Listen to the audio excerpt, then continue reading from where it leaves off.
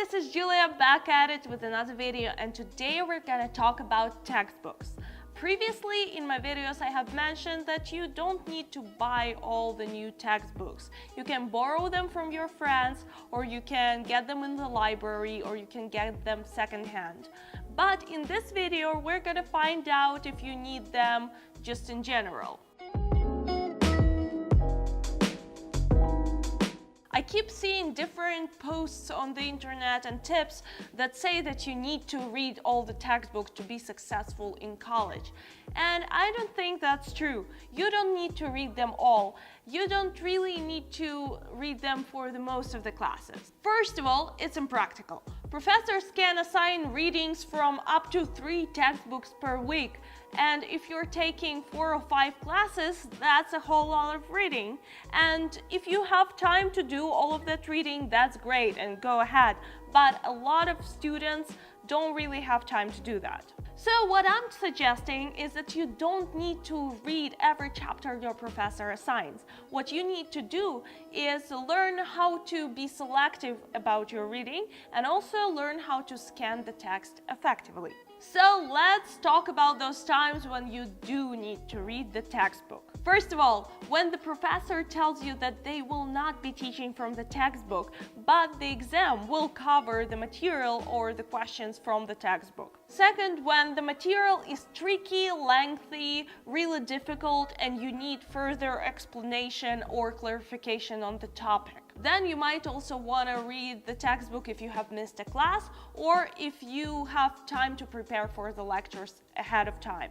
And last but not least, you want to read the textbook if you feel like you gain the information and you retain the information better when you read a textbook. And now let's talk about the times when you don't need to read the textbook. First of all, if your professor is teaching from the textbook, quoting it almost line by line, then you also might not want to read the textbook if your professor tells you that they will not be assessing your knowledge based on the textbook. If you don't know if your professor will be assessing your knowledge based on the textbook or not, a strong implication that he will not be doing that is when the lectures are mandatory and you have to attend them. Also, you don't need to read the textbook if you feel like it doesn't really help you to learn new information or to retain the information that you already knew. And also you might want to skip the textbook altogether if you're just getting confused by it. This especially applies for the math subjects and STEM subjects. And in case you absolutely have no time to read the pages, you might want to skip the textbook and go for a shorter version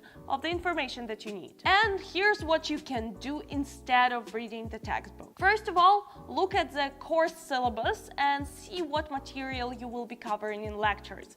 Then you will have the idea of what you will be learning there, and you can do the following steps. First of all, check the course site or resource and ask yourself certain questions. What do you have to work with? Do you have online lectures, notes from previous semesters or presentations? Do you have online links for readings, etc.?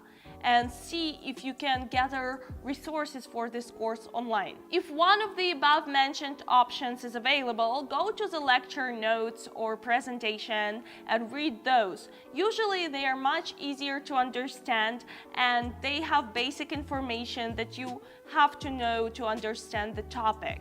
And then you can go to the lecture and this information will be explained more there. Then you can also Google the terms and definitions that you don't understand from the lecture slides.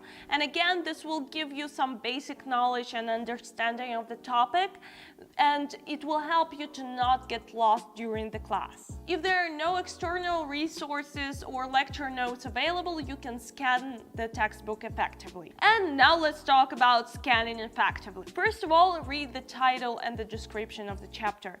Then read the terms and the concepts and their definitions, and then you can Google the definitions of some terms that are not explained in the chapter. Then review all the visual information in the chapter.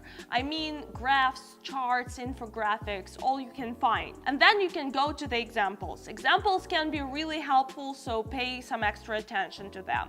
They give you like this condensed version of the information that you need to learn. And then at the end of every chapter, there is usually a summarized version of the chapter, so read that and then do the practical problems if possible, because this will actually prove that you understood the information that you just read. So this is how to scan your text effectively if you absolutely have no time to do your readings. If there is an audio version of your textbook available, you can use the audiobook and listen to it whenever you have time. And sometimes that helps as well, but that only works if you're an auditory learner. So as you can see, you don't have to do all the readings all the time to be ahead in the class. You can do some tricks to get it a little bit faster.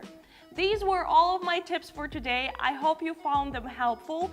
And as usual, this was Julia, and I'll see you in the next one.